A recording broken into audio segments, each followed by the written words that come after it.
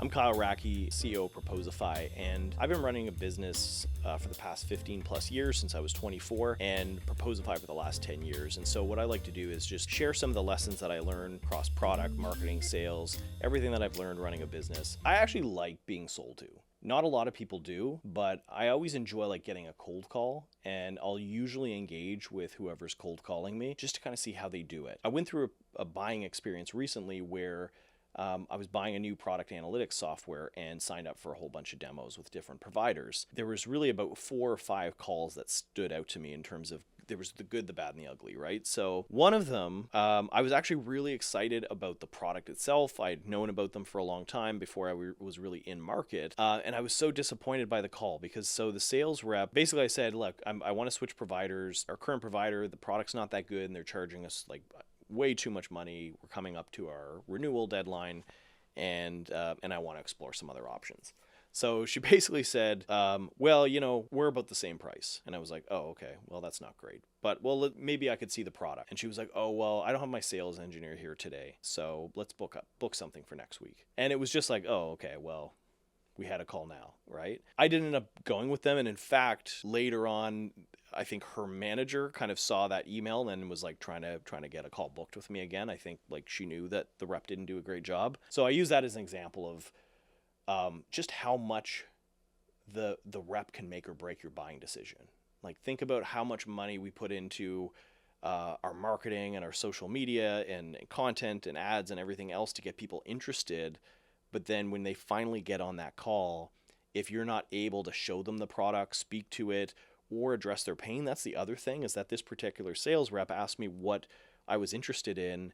And then when I answered, she just talked about a whole bunch of other features that I didn't care about. So then I contrast that with a great buying experience that I had, and 2 in particular. So, I mean, in both cases, the reps really knew their stuff. They knew their product.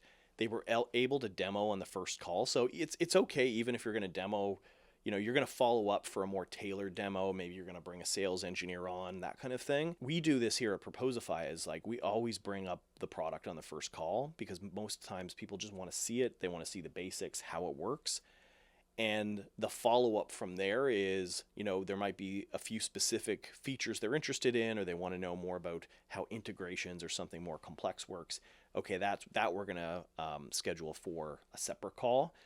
But showing the basics on the first call is just such a huge win. And the other one too is just product knowledge, right? People, when they speak to a sales rep, want them to know their stuff. Like they want to be able to say, how does this work, right? And ask, somewhat technical questions and know that they actually can demonstrate how that works without having to bring in somebody technical. I had another call too that was also really bad, and it was bad for a different reason. So, the sales rep basically just kind of asked what I wanted.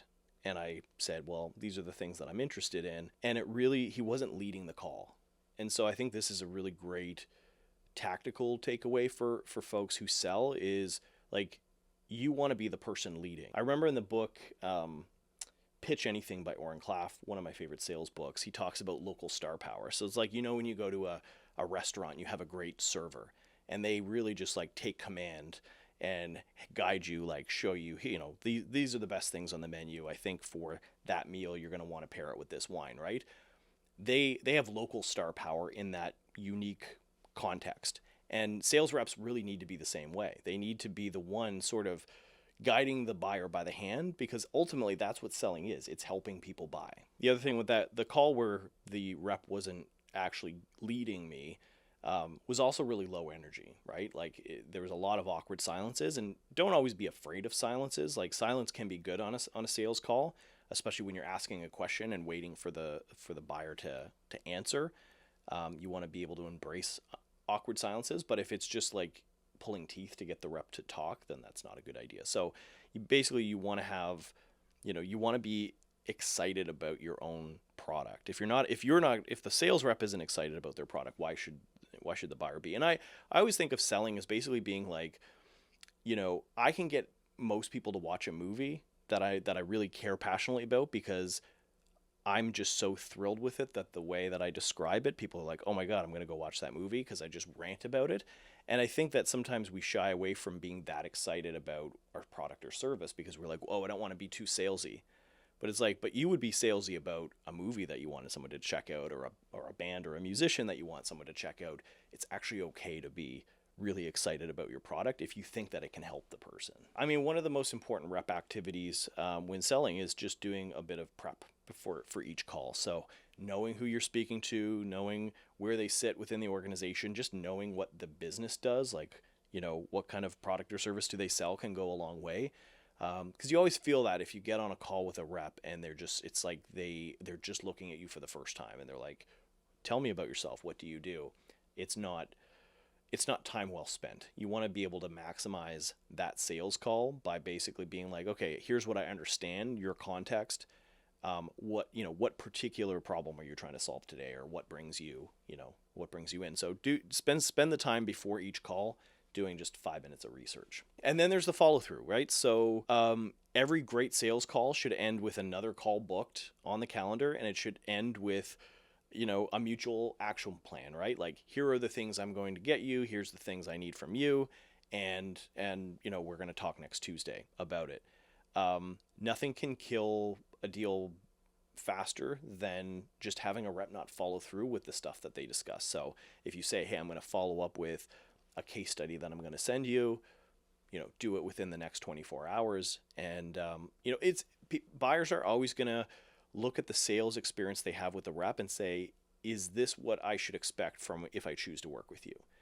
Right? Because if your sales rep isn't responsive or they don't follow up, you're going to assume that working with the entire company will be the same way. It's really important, if you're leading a sales team, one of your biggest jobs as a sales manager, or if you own the business and you're small, you should be doing this as well, is recording your sales reps' calls and then reviewing them regularly and making that part of your coaching plan. Some of the things that you can see when you review a rep's calls is, like, if you focus on the first, you know, the first 10 minutes and the last 10 minutes are the most important parts of the sales call. A lot of times in the middle, you don't necessarily need to watch if you're reviewing someone's selling, but the first 10 minutes is so important in terms of how does the rep show up on the call? Do they use an upfront contract, right? Like, are they setting expectations at the beginning of the call? Are they, teeing it off in the right way with the right questions? And then at the end is like, is there clear next steps? Have they booked the next call? Or are they just leaving it? If, you know, so often what happens is prospects will say, we'll leave it with us. We're going to go and do our homework and think about it and get back to you. And you can always tell, like, an undertrained rep will just say, okay, sounds good, let me know, right? Whereas you'd want to train your reps to be like, oh, cool, well, we'll touch base on, like, let's get a call slated for next Tuesday, and that way we can see how your internal conversation went. So this is the activity that sales managers do with their reps. They should be doing, is like actually watching their calls and coaching them on these specific behaviors. Because if you can get the fundamentals right, if you can get the how do they qualify, how do they tee off next steps, then you don't really need to train them on closing techniques, because the deals will naturally close themselves, right? The idea with sales is you want to, if it's not a good fit, disqualify them as early as possible in the process, so you're not chasing them at the end. Hope you enjoyed watching this video. I share advice just like this in my newsletter inside Proposify. You can get it by clicking the link down below.